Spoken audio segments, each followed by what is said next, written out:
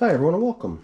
I'm down here in my wormery, and if you're a regular on my channel, you remember that it was not very long ago that we went into these two buckets here, and these buckets had been filled with castings, old castings, stuff that had been sitting here for quite some time. And those were the castings that came from my red wiggler bins from months and months ago. And one of the bins, when we went in there, we found that the stuff had almost kind of melted and turned into this really gross, stinky goop on the bottom of the bucket. Stuff that made me a little bit panicky and paranoid, so I took it straight outside and dumped it outside in the yard, over on the side of the house, out of the way. And later people started telling me, hey, you probably would have done good to hang on to that stuff. It was probably loaded with all kinds of beneficial microorganisms and this and that, and I don't know, whatever. I guess I was spoiled by the stuff that I found in the other container, because the stuff that we found in the other container looked really nice. I mean, we went ahead and we found that it too was a little bit damp on the bottom, but didn't turn into like mud and mush. So we actually emptied that tub into here. And, you know, even though I had basically put it out here with the hopes of letting it dry, I did put plastic covering over it. You know, I don't know why. I guess maybe I should just let it dry. I was just worried that it would become kind of hard and clumpy on the top. So either way, we did end up, you know, ending up with a nice batch of red wiggler castings over here. And we more or less left the dealing with the rest of my casting collection for another day, because that took up quite a bit of my time. So today I decided, you know, I should really just at least start getting back into it. Spend just a little bit more time, at least on one other type of casting. So I figured I would get into the European nightcrawler castings collection that you see in these three tubs up here, because they are occupying a good amount of space. So I went ahead and I removed all of the plastic paper coverings and stuff that was obscuring the view of what's going on in these containers. And you can see that they're pretty nice stuff. This one especially, really fine castings. It was these two containers that had been in my VermiBag Mini, and this stuff was set up as the cocoon nursery, which had gotten screened. So it was all the fine particles and the really nice castings, as well as the cocoons that ended up in this container. And what ended up down here was all the large chunk material that didn't fall through the screen. And both containers were given a chance for the worms to either hatch over here or just get collected over here. All get collected, moved out, and this stuff's just been sitting here for quite some time. And it was a similar story over here. This one's even labeled accordingly, showing that this had also been a cocoon nursery. And here too, we've long since evacuated the inhabitants of all these containers. So I just figured we get them up on the bench today, check out what these castings look like, try to maybe even consolidate them into at least maybe just a couple containers. I don't know. I always worry about these containers because they're the ones that have the holes on the bottom. I'm always worried that they're just going to keep dropping stuff out. So whatever, I guess we're just going to get into these, check out how they look, and try to consolidate a little bit. So let's get up on the bench and see what we got going. Alright, so I've decided not to bring my tripod down here, so I'm going handheld on all this footage, so hopefully I can hold it still and function with just one hand while the other holds the camera. But I did have these out on the bench already, checking them out, all but one of them. The one that was kind of the other one that went with this, so that all that large chunk material that did not pass through the screen when I filtered this stuff through, the stuff that came out of the VermiBag, we didn't get a chance to look at that. That stuff even still has the towel in there that we tried composting within the system for a while. But as you can see, this stuff is really, really nice. And it's not surprising. It's the stuff that all passed through the filter, my screen. I'm not even sure what size it is. It's probably like a 3/16 screen maybe, I don't even know. But it's all the finer stuff. Who knows, maybe 1/8 inch screen, it's hard to say. You know, if you've seen it, you might know just from having seen it. So if you do know what size screen I'm using, let me know, because I don't even know. But you can see this stuff just flows like sugar. It's got such a nice dampness and moisture content. And all I really did was, after we, you know, moved the worms out of there, I had just covered it with a sheet of one of these pieces of newspaper, as well as one of these plastic bags that you see underneath the newspaper sheets. And it held up just so nicely, sitting over there underneath the underneath the paper and plastic. And this stuff's going to go really nice. I'm going to definitely use some of this stuff out in the garden and give it to my plants as sort of just a top dressing. Now the other stuff's a little bit more clumpy. So why don't we get one of those other ones up here and we'll take a closer look at how that stuff's appearance is compared to this. Okay, so kind of the way you saw it up on the shelf, I'm just stacking these bins one on top of the other. These are the two that sort of went together because they were the containers that held onto the material that came out of the VermiBag Mini. And this is the stuff that I've not yet had a chance to look through. The other stuff, the other one that was labeled Cocoon Nursery, ENC Cocoon Nursery, that stuff looked similar to this too. It had this kind of clumpy appearance to it.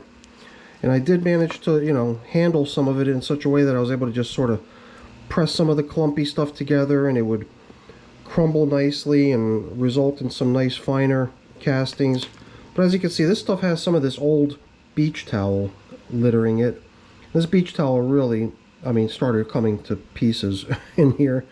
And it's also just sort of littering this material. Kind of making me wonder if I really want to put it out in the garden. This, I guess, maybe it was my fault. I shouldn't have left all this beach towel within this material. I don't know. Maybe this stuff can just go into my outdoor compost barrel, and then at some point all of this cotton will get consumed by the worms and by the other creatures in that barrel, and then these castings can just sort of join all the other castings that are collecting in that outdoor composting barrel. I'm just not sure how keen I am on the idea of all this terry cloth, you know, cotton, beach towel material floating around out in my garden and, you know, making a mess. So this stuff, maybe I'll just go ahead and pile it into my compost barrel. Gosh, my compost barrel gets a lot of attention whenever I feel like I've got some stuff that can probably just use a little further breaking down, or stuff that's a little less than perfect. I just throw it in there, and it seems to me like in there it'll probably get worked down to a really nice material in the end. But, you know, I'm not saying that this stuff is much worse than the other stuff. It's just not quite as fine. A lot of it is the stuff that got caught in the screen when I was screening this stuff out. And then when we evacuated the worms out, this stuff was also just sort of left out there to dry, and it's dried nicely, but it too was covered with plastic and paper so that it wouldn't dry out too severely. But I think because of the fact that it does have so many of these little fragments of terry cloth, little pieces of cotton, beach towel, this stuff might just end up in my outdoor compost barrel. Alright, well that leaves us with one more container that's got European nightcrawler castings in it. So let's go take a look at that. Like I said, this stuff is very similar to this, except it doesn't have all this beach towel fragments littering it. So let's get that one up here too. Okay, so this is the one that you might remember had the label on it, showing that it was a cocoon nursery as well. It just it had never really gone through that process of being filtered or screened. So some of it is really fine, but other parts of it are a little bit clumpy. But even the clumpy pieces do seem to break apart nicely when I kind of, you know, mash them between my fingers and try to just press on them a little bit. You can see that the stuff also has this really nice consistency to it. I guess the only thing about this stuff that made me worry a little bit was that when I came in here and I removed the covers, I did see a number of mites.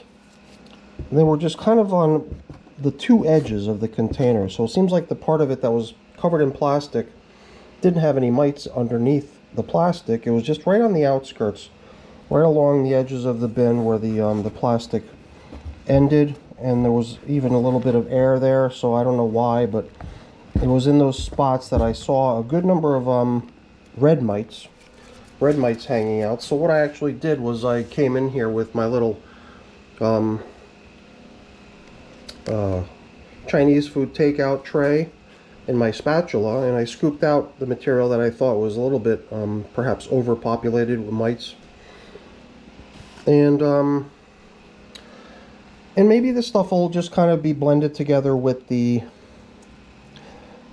really fine stuff that came out of the VermiBag that had gotten through the screen and had turned into a cocoon nursery as well. And then maybe that other junk that's got the fragments of beach towel in it, and that stuff can just kind of end up in the compost barrel, where it can get worked down nicely and contribute to the overall collection of compost out there.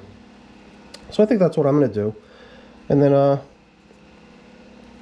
at some point soon, I'll just actually, you know, top dress my plants out in my garden with this stuff. You know, grab a, I don't know how much I can give each plant. I'm sure if I took a handful or two of this stuff and threw it at the base of each plant, I would have enough to go around.